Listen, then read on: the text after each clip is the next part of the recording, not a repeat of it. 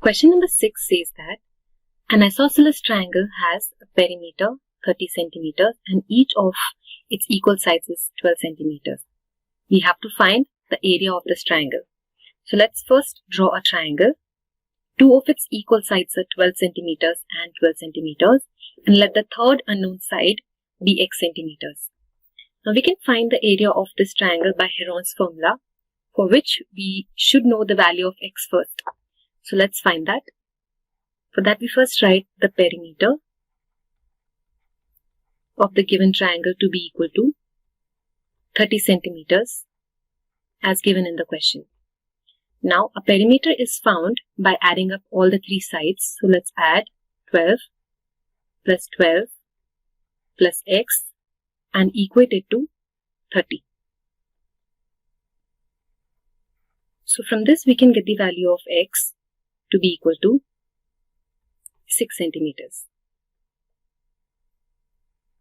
Now that we have found the third side, our next step is to find the semi-perimeter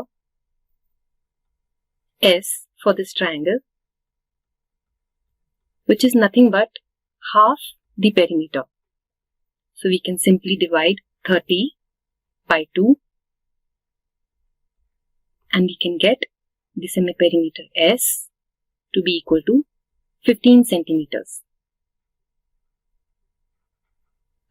Now that we know all the parameters, we may write the Heron's formula by which we can find the area of this triangle. So let's write A to be equal to under root S times S minus A times S minus B times S minus C, where S is the semi-perimeter as we all know and A, B, C are the three sides of this given triangle. As we know all these values already, let's plug them in and we get under root 15 times 15 minus 12 times 15 minus 12 times 15 minus 6. On further calculation, we get that as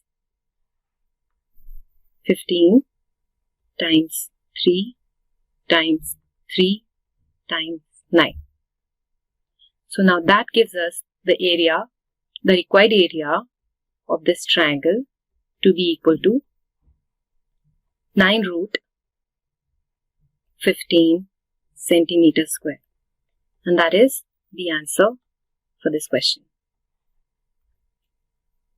To know more about how QMath can help you become a master of math, explore QMath Leap, a live online classroom program taught by highly experienced and committed teachers.